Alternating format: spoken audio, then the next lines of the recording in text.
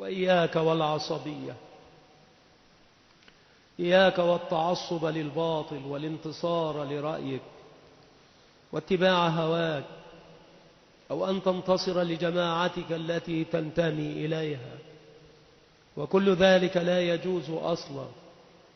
اجعل الحق مقصودك، واجعل الحق رائدك وهدفك، سواء كان معك الحق أم كان مع غيرك، فأنت تؤم الحق وتقصده، سواء كان مع جماعتك أم مع جماعة غير جماعتك. ابحث عن الحق سواء كنت منتميا أم لم تكن، ابحث عن الحق حتى تهدى إليه، والحق في منهاج النبوة ومنهج السلف. وإذا تجردت علمت، وإذا ما بحثت هديت ووفقت.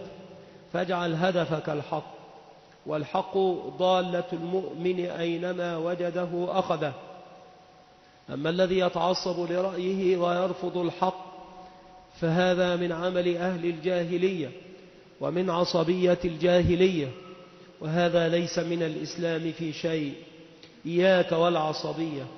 المسلم يبحث عن الحق ويتبع الحق مع من كان، هذا هو المسلم الذي صح إسلامه، يجعل هواه تابعا لما جاء به الرسول صلى الله عليه وعلى آله وسلم، كما ورد عن النبي صلى الله عليه وعلى آله وسلم في الحديث الذي في الأربعين وصححه النووي رحمه الله.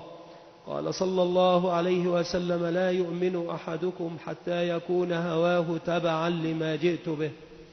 وهذا يصدقه قوله تعالى: كلما جاءهم رسول بما لا تهوى أنفسهم فريقا كذبوا وفريقا يقتلون.